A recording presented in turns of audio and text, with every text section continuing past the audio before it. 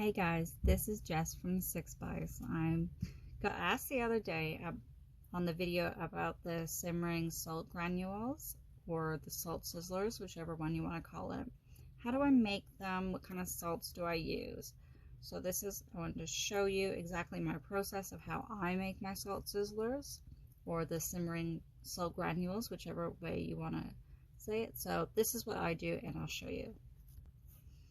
First, let's talk about the salts that I use. So I use just a pink Himalayan salt, and I package them in these craft bags. Now what you're going to have to make sure is that you get a bag that has an oil layer, like a layer inside the bag that can withstand like oil and liquids, because otherwise they're just going to seep through the bags and just be a big mess when it gets to the customer. So you need to make sure that your bag can have liquids in it. And so the salts that I just use a coarse grained pink Himalayan salt. It looks like this. So what I do is I just take a plastic container like that I've reused. I use something that I can put candle fragrance in and it won't damage, it doesn't matter to me. So I just reuse plastic containers. It doesn't have to be anything special.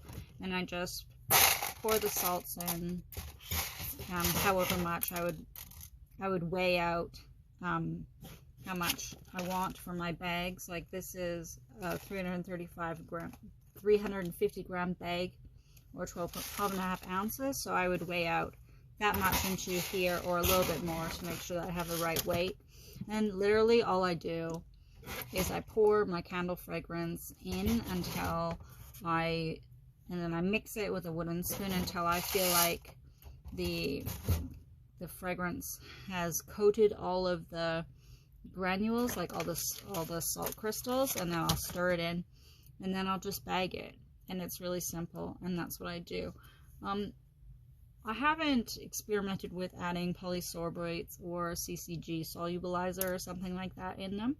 I'm sure you could. What I have done in the past is dyed these with candle dye and actually left them out in a burner, and what happened was all the dyes evaporated and it didn't exist anymore. Like I had dyed it red, and I don't know if it was like the next day or something, but in a small time period, like within 24 hours or 48 hours, all the candle dye had completely evaporated into the air and it was gone, and it was kind of blew my mind. So I don't use dye in because I didn't want that candle dye in the air.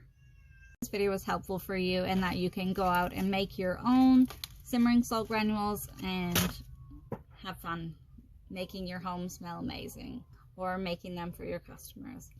If you want to leave a comment, if I can help you with anything else, leave a comment below. Like this video if it was helpful. Bye!